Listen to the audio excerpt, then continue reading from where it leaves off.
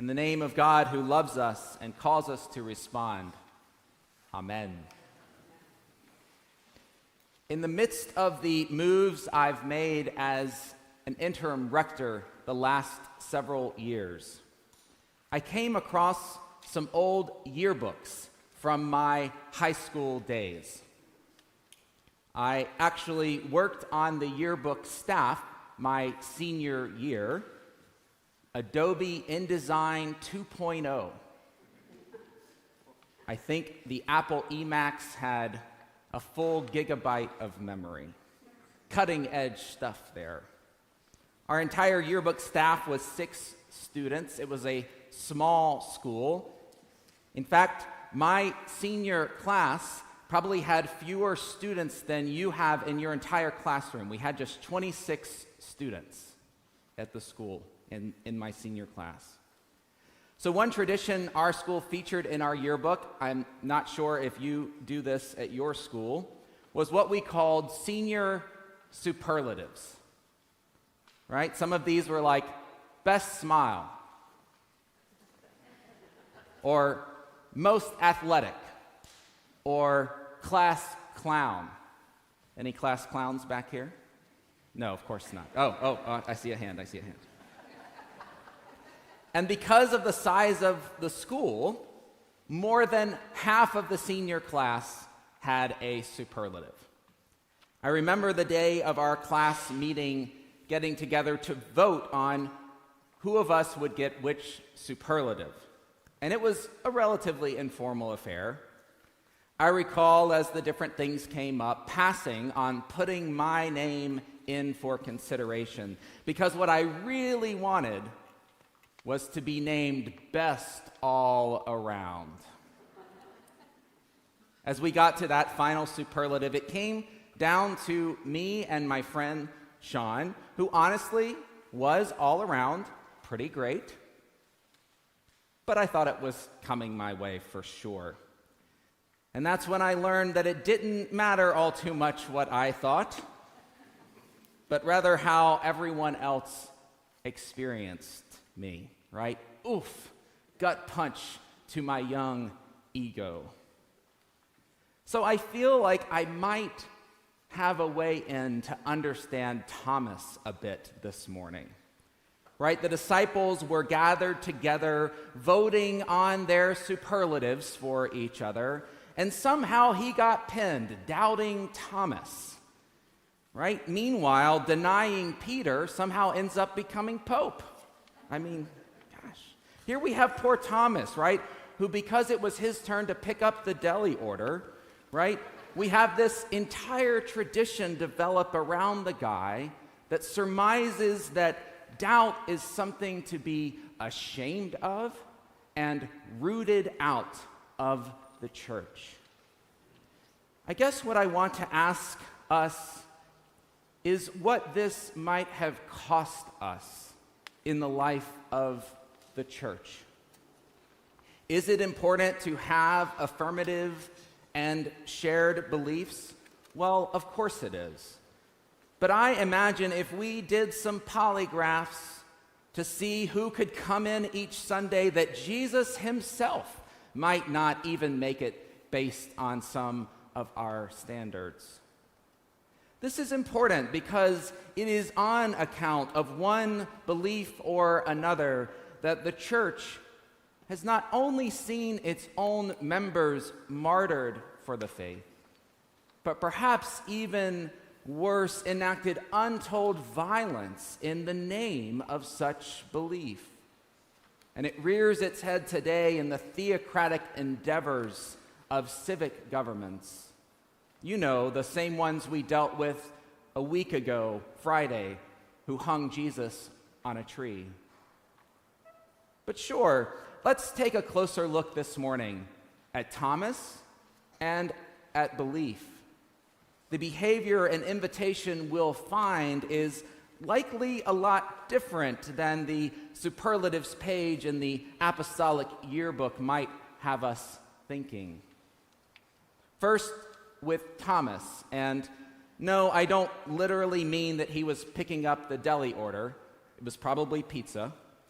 But seriously, right? No, seriously, Thomas wasn't with them, right? Thomas wasn't with them, and we don't know why. He could have been in another place. He could have been behind another locked door, right? It was a chaotic day, and word was getting out about the empty tomb.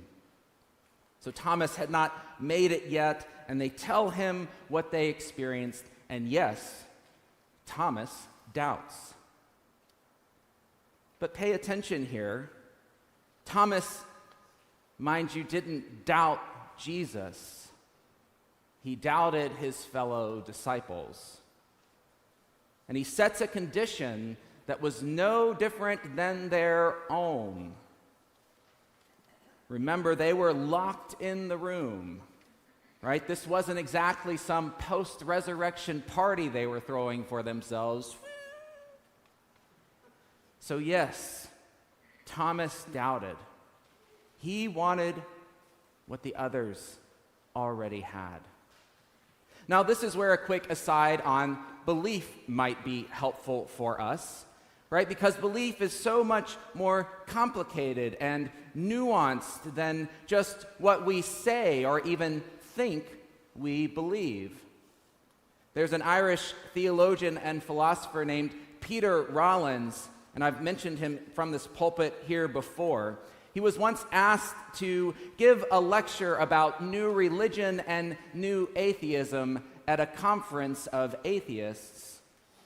New atheism, sometimes called protest atheism, with a group there of self-avowed atheists. And during the lecture, he asked everyone in the audience, he said, pull out your phones, get your devices out, and pull up a picture of someone you really love. It might be on your lock screen, or you may want to find your favorite picture of them, a partner, a child, a parent, and so forth.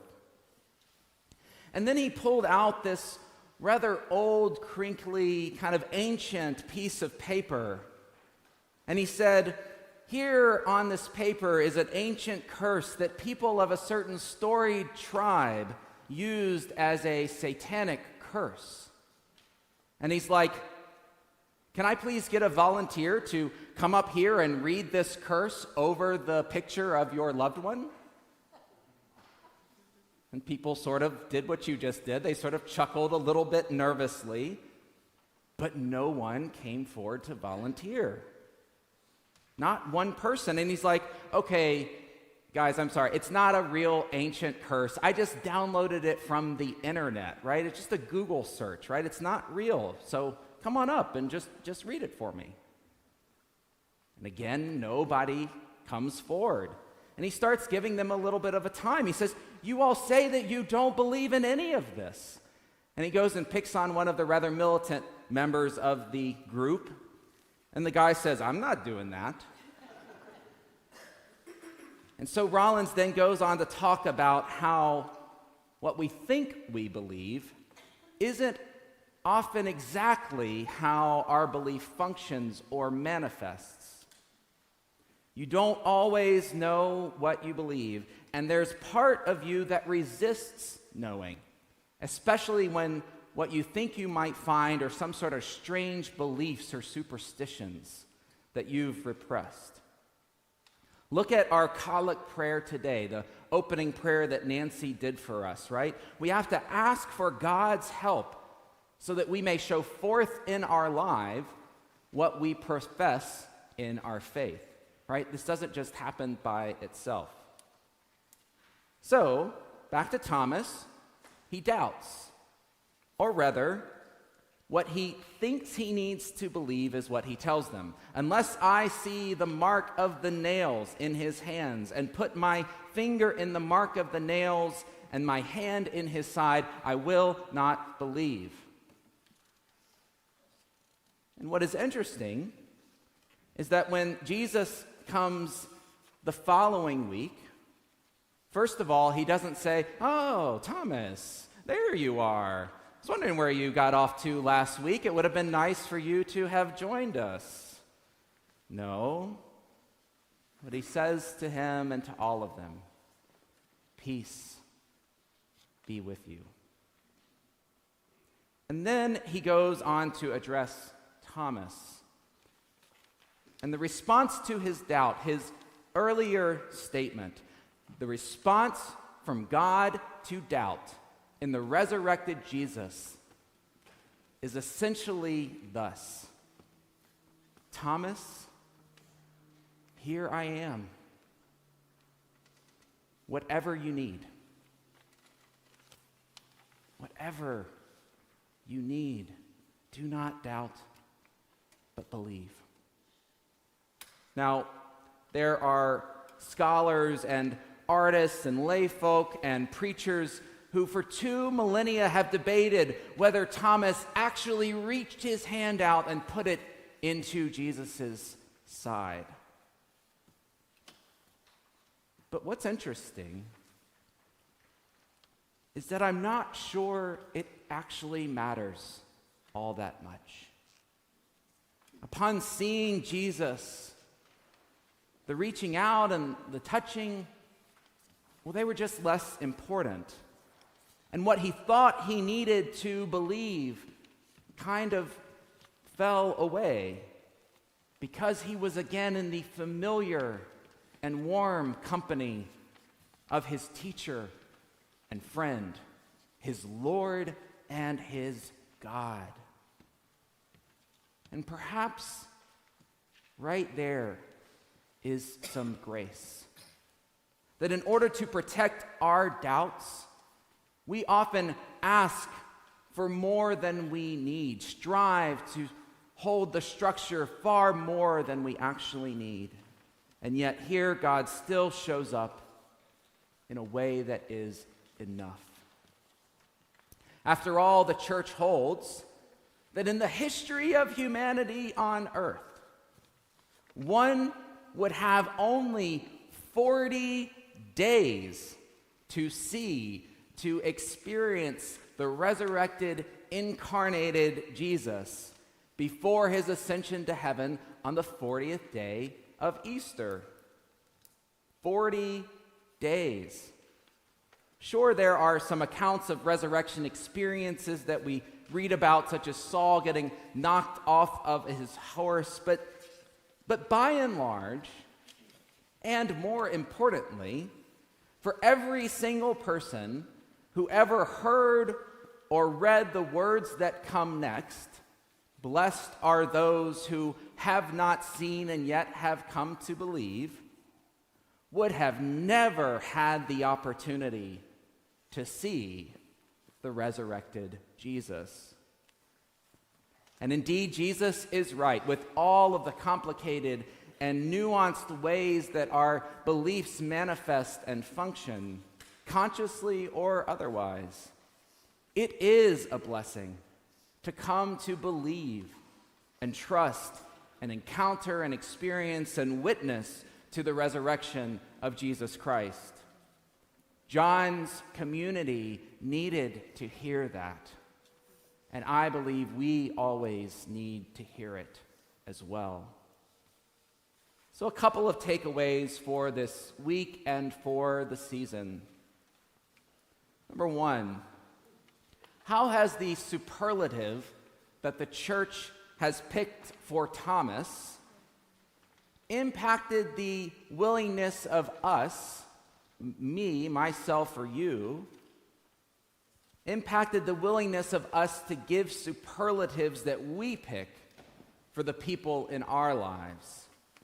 Not just about doubt, but about so many other things that could be similarly dismissive.